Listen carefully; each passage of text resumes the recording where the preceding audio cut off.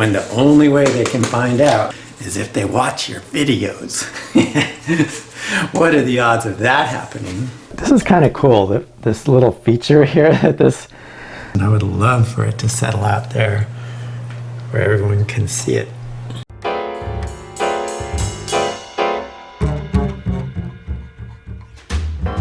We are getting close to the end of the night. The blues only should be on pretty soon. And our little bitty NEM continues to progress to the top of the island. Will it make it by nightfall? I don't know. But it sure likes putting its foot back in there, doesn't it? Well, looking for a place to bury the foot so it feels nice and comfortable. And I would love for it to settle out there where everyone can see it. Because the rest of the NEMs are hiding in the back. They're all back there, hiding out on the other side of NEM Island. We have our little turret NEM here on the left-hand side of the ship. I don't know, what do you guys think? Crazy, man, crazy.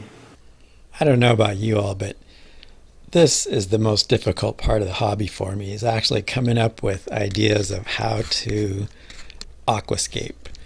How to envision. I can't envision the end product.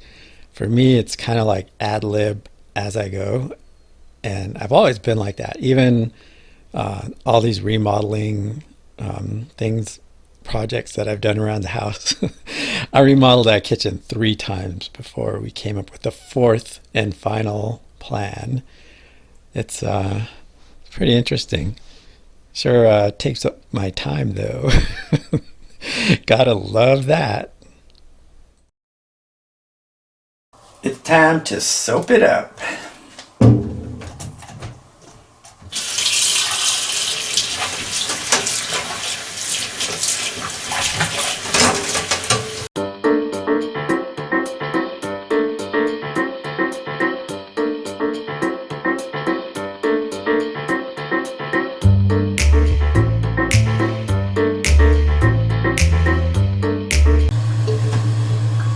Nope, I get nothing.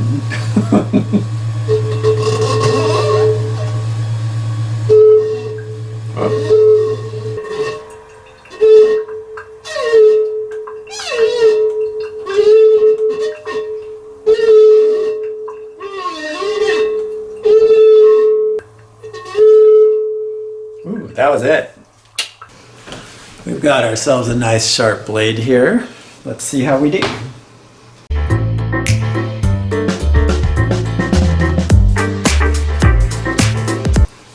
Good enough for me. One other little trick we're gonna do. See how those edges are kind of not too smooth. I'm just gonna take some sandpaper. I believe this is 100 grit, 90 grit, 80 grit, something like that. I'm just gonna sand around the edge. Coming off. Just to kind of keep it roundish and remove all those little frays. I could have gone around that with a knife, but I doubt that I would have, if I used a knife, I doubt that I would have been able to keep it as smooth.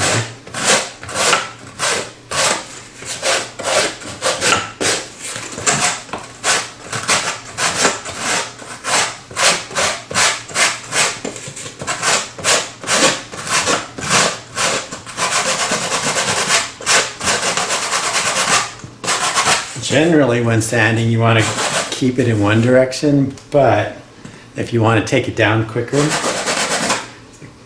couple of spots on here, you just hit it back and forth.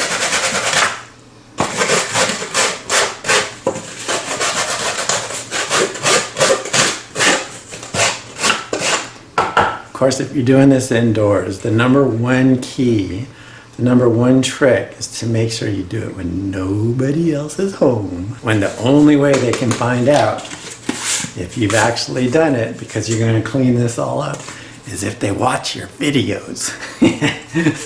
What are the odds of that happening? There, that looks pretty good. I like it. This here is the screen mesh that you buy from your local department store, local depot, for covering screen doors, for covering doors, windows for the house. Anyway, cut a little circle out of this. I'm gonna just use this as kind of a filter type deal for the water, for the sand. I don't know if I'm gonna put sand for rocks and stuff, so that way a lot of the stuff doesn't get down into the pump. Cutting a little hole in that for my return. This is the heater, the 25 watt heater. And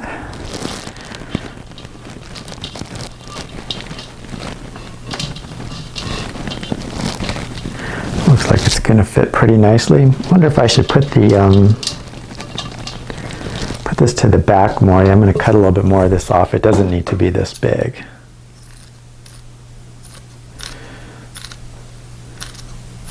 It's not going to be completely invisible in the water there. From the bottom, especially from under here, you're probably going to be able to see it.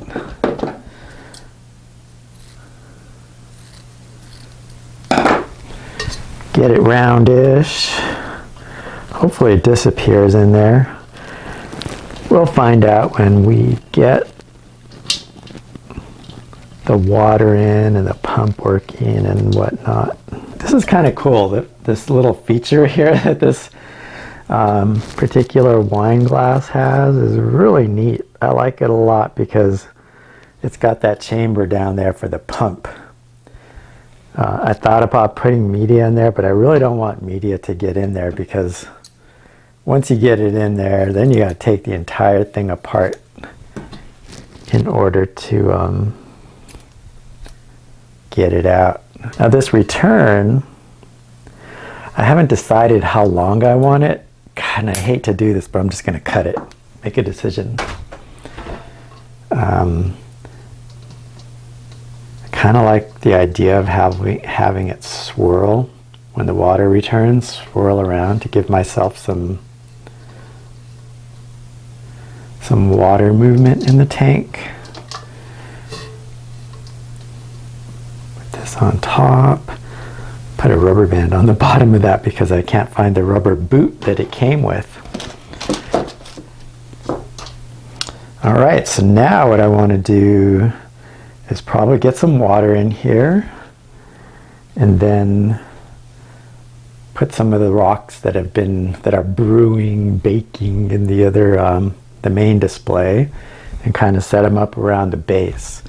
And then I'm going to decide whether or not I want to put sand. I'm leaning against putting sand, because if I want to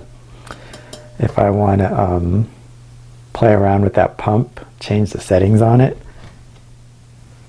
then I'm going to probably want to get in there and take it out. And realistically, on a reef bowl like this, on something so small where you're trying to hide everything at the bottom, I should really do a canister filter. Drill some holes in this glass, and I'm just so scared of drilling holes in the glass like this, and it's gonna end up leaking on me or something. But that's the thing I want to do, drill some holes in the bottom, get some flow going through that. I might buy another one and have a go at it, but I'm just gonna see what this does. These wires in the back, they're not the prettiest thing. Honestly, they're not that bad when you're looking at it from the front. And by the time I get all the corals in there and my xenia, and hopefully will all disappear. This I'm going to probably end up cutting it shorter. I might end up cutting it back here, but we'll see. Let's get some water in there. Spicy Reef here, signing off.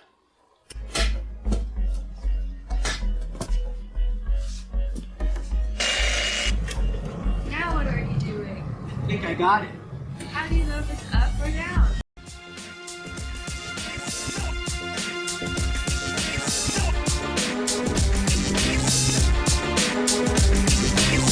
I was wondering why that ball kept getting bigger, and then it hit me.